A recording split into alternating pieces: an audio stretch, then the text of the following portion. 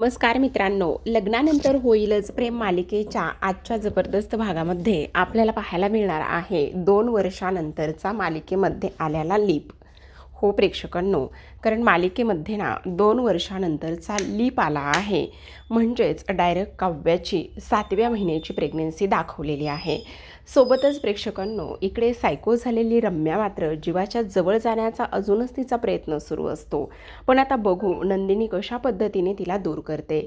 तर आता मालिकेमध्ये सुरुवातीला आपण पाहतोय आर्याने इथे लाडू खाल्लेले असतात आणि त्यामुळे ती मानिनीच्या जवळ जाण्याचा प्रयत्न करत असते. मानिनीला म्हणत असते, अहो आई, तुमचे हात लाडू वळून इथे दुखू लागलेले असतील, मी तुमचे हात चिपून देण्याचं काम करते. मानिनी तिला स्पष्ट शब्दामध्ये सांगू लागते, अगं आर्या, मी तुला किती वेळा सांगितलं की इथे लाडू मी बनवले नाहीत तर मुलांनी लाडू बनवलेत, त्यामुळे माझा हात दुखण्याचा मुळीच प्रश्न येत नाही. प्लीज मला तू अशी इथे फिलिंग देऊ नकोस, असं स्पष्टपणे ती बोलू लागते. तेव्हा आर्या म्हणत असते, अहो आई, पण मुलांनी बनवले काय किंवा तुम्ही बनवले काय? पण खरं सांगू का आर्या, तू आज माझा हात दाबून दिलास ना, त्यामुळे मला तर आनंद झालेलाच आहे. पण मला ना एवढं काही होत नाही बाळा. हे बघ, मला असं कोणाकडूनही सेवा वगैरे करून घ्यायची अजिबातच सवय नाही आहे. आणि त्याचबरोबर इथे आता आर्या म्हणत असते, आई, पण तुम्हाला सांगू का, आज ना मला इथे आल्यानंतर खूप जास्त आपलेपणाची जाणीव झाली. अजिबातच परकेपणा वगैरे अजिबातच वाटला नाही आहे. म्हणजे बघा ना, तुमच्या घरामध्ये कसे सर्वजण आहात, तसं माझ्या घरामध्ये फक्त मी आणि त्याचबरोबर इथे माझं बाळ, आम्ही दोघेच जण असतो. आमच्या घरामध्ये तिसरी अशी व्यक्ती कोणीच नाही आहे. तेव्हा मात्र इथे मानिनी म्हणत असते, अगं असं काय करतेस, तुमच्या घरामध्ये तिसरी व्यक्ती नाही असं कसं होऊ शकतं? तेव्हा ती म्हणत असते, हो, कारण मी आणि माझं बाळ आम्ही दोघेच जण तर आहोत ना. तेव्हा मानिनी म्हणत असते, अगं पण चैतन्य आहे ना.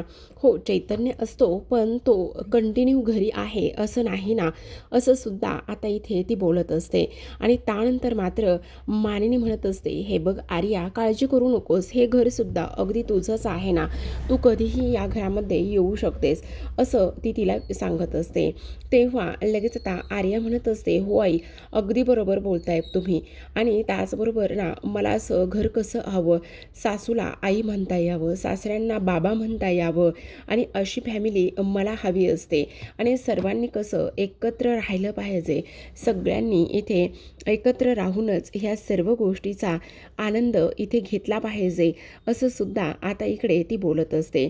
आता ह्या सर्व काही गोष्टी इथे बोलल्यानंतर पुन्हा एकदा मानिनी म्हणत असते, हे बघ आर्या, असं स्वतःला एकटं म्हणू नकोस. तुला जेव्हा केव्हा इथे यावंसं वाटेल ना, तसं तू नक्कीच येत जा. आणि आणखी एक गोष्ट, जसं मला काव्या आणि त्याचबरोबर नंदिनी आहेत ना, तशाच तू सुद्धा आहेस, तू काळजी करू नकोस, असं म्हणून आता लगेचच ती इथे मानिनीला मिठी मारत असते. मानिनीला मिठी मारल्यानंतर मनामध्ये म्हणत असते, नंदिनी, नंदिनी, नंदिनी, खरं तर तू ना फार मोठी चूक केलीस. जीवाला मला मिठी मारण्यापासून तू इथे दूर केलेस, त्याचा ब्रेन वॉश केलास आणि जीवाला मिठी मारण्यापासून तू दूर केलेस. पण आता इथून पुढे मात्र तुझी प्रत्येक जवळची व्यक्ती मी हळूहळू कशी दूर करते तुझ्यापासून, तेच तुला मी इथे दाखवून देणार आहे, असं सुद्धा आता इकडे ती बोलत असते. नाही एका व्यक्तीला मी दूर केलं तर नावाची मी सुद्धा इथे आर्या नाही, असं सुद्धा ती बोलत असते. दुसरीकडे मात्र पार्थ हा काव्याच्या पायाजवळ बसलेला असतो आणि काव्याच्या पायाला इथे तो नेलपेंट लावून देत असतो. तेव्हा मात्र काव्या म्हणत असते, खरं सांगू का देशमुख, मला ना तर तुमचं काही कळतच नाही आहे. तुम्ही काय करताय हे? अहो, इथे प्रेग्नेन्सीमध्ये बायकोच्या पायाला नेलपेंट लावून देणारा तुम्ही पहिलाच नवरा असाल, असं काव्या म्हणत असते. आणि तुम्हीच मला इथे नीलपेंट लावून देणारा पहिला नवरा असाल. तेव्हा पार्थ म्हणत असतो, काव्या, खरं सांगू का तुम्हाला मी नीलपेंट का बरं लावून देतोय? कारण सगळ्यात महत्त्वाची गोष्ट म्हणजे की इथे तुमचं पोट आता वाढत चाललेलं आहे. आणि तुमचं पोट वाढत चाललेलं असल्यामुळे ना, इथे तुम्हाला पाहिजे तसं नीलपेंट वगैरे लावता येत नाही.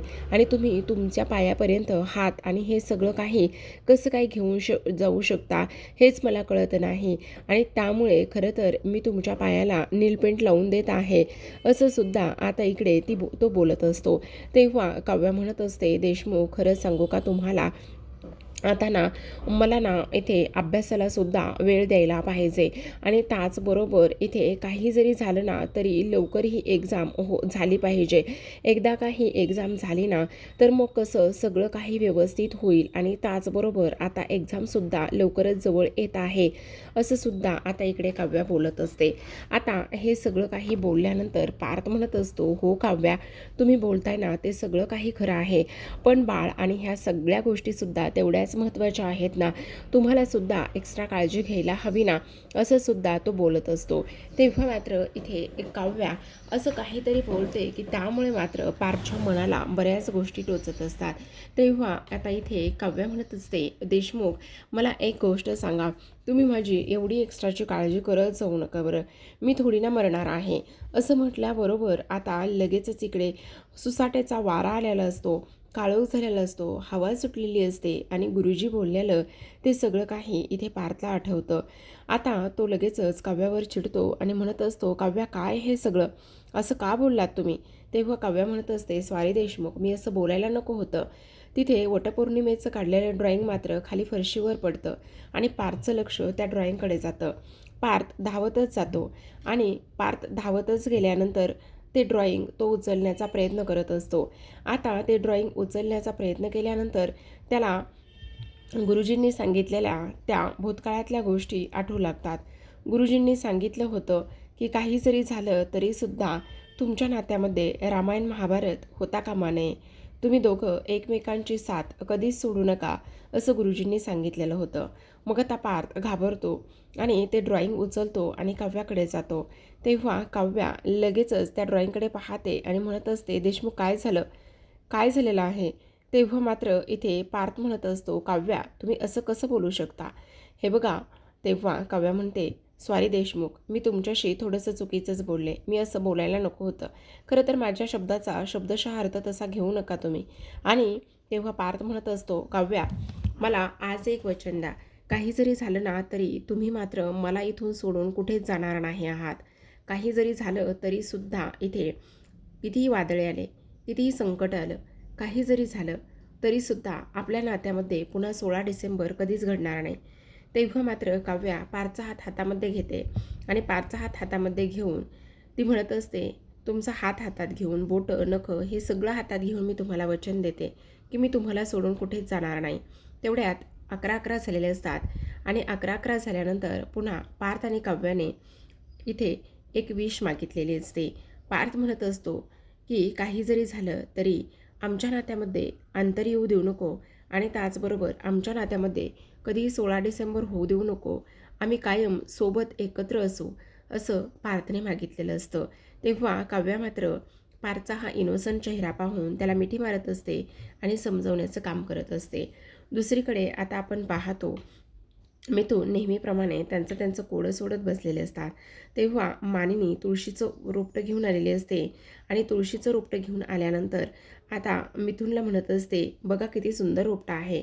तेव्हा मिथुन म्हणत असतो, अरे वा वहिनी, आज सकाळी सकाळी तुळशीचं रोपटं कसं काय आणलेलं आहे?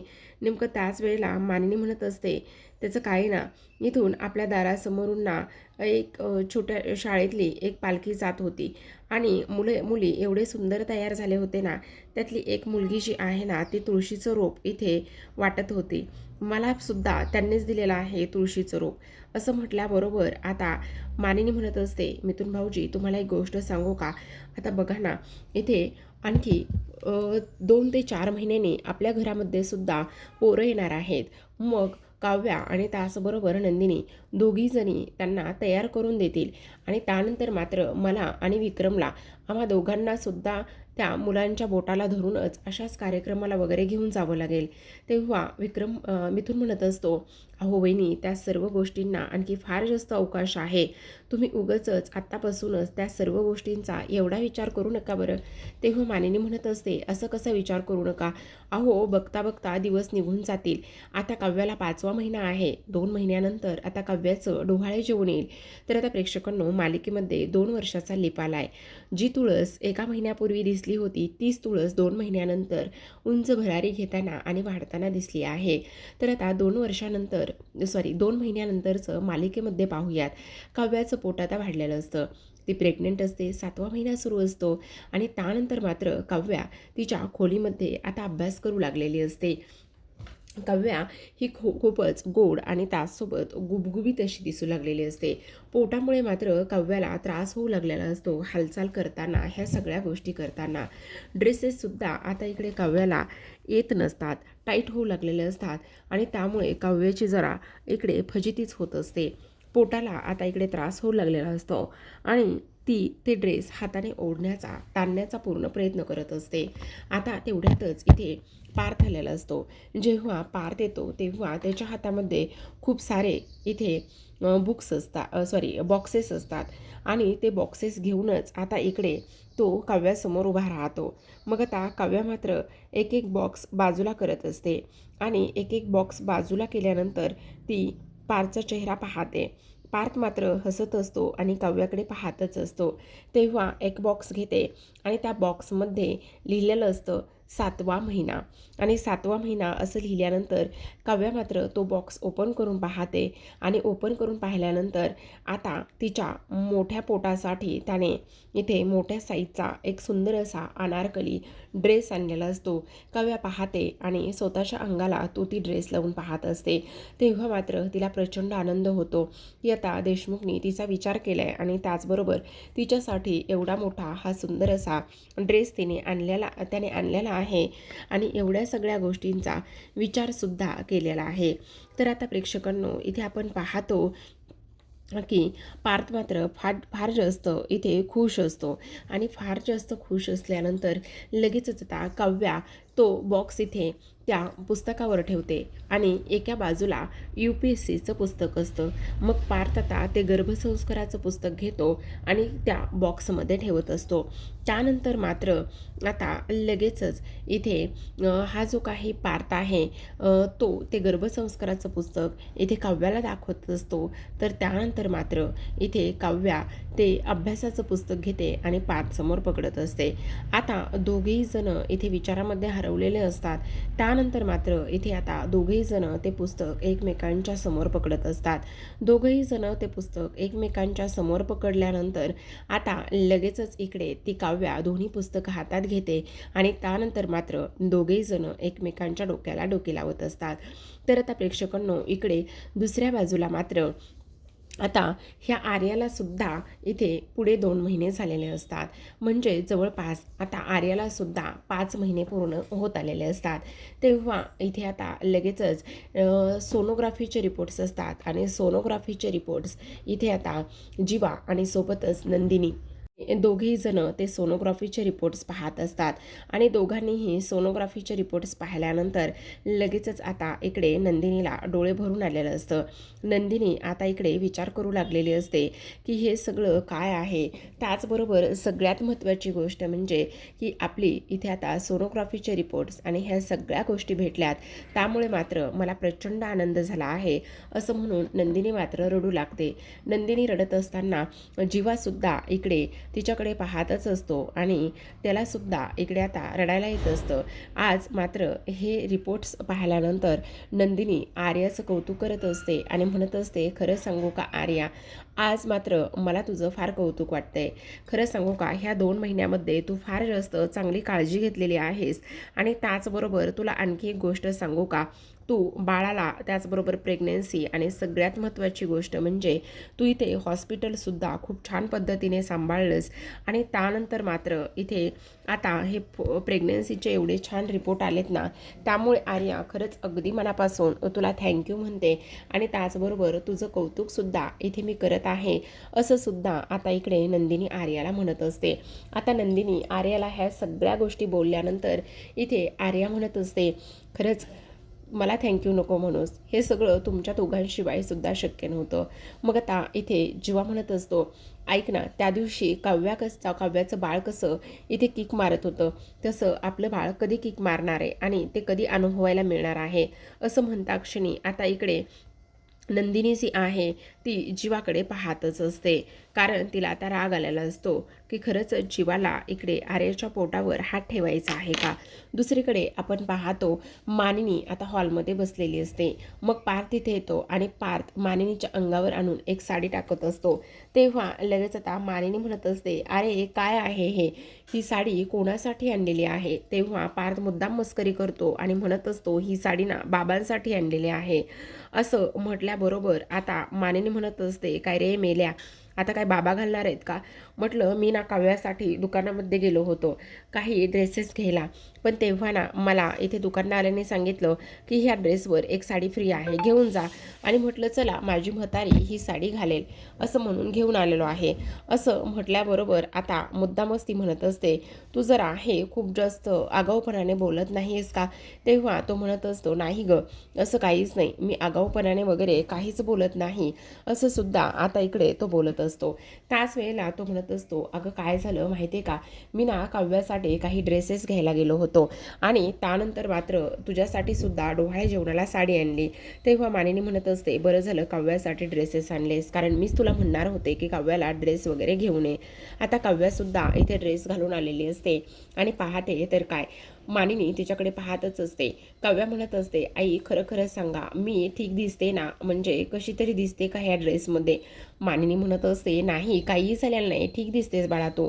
पार्थ म्हणत असतो, त्याच्यावरचं मॅचिंग वगैरे सगळं काही आणायचं राहिलंय, एक काम केलं असतं तर, म्हणजे तुम्हाला कानातले बांगड्या गळ्यातलं वगैरे हे सगळं मॅचिंग आणलं असतं ना, तर मग फोटोशूटसुद्धा छान झालं असतं आणि तुम्हालासुद्धा थोडंसं बरं वाटलं असतं. असं आता इकडे तो बोलत असतो. आता इकडे काव्या म्हणत असते, काय चाललंय तुमचं, तुम्ही असं का बोलताय. तेव्हा मात्र पार्थ म्हणत असतो, सॉरी मी हे सगळं बोलायला नको आहे, सॉरी मी मस्करी करत होतो. तेव्हा काव्या म्हणत असते, देशमुख गप्प बसावं, मला तर अजूनच टेन्शन आलं आहे. मग पार्थ म्हणत असतो, कसलं आणि कशाचं टेन्शन आलं आहे.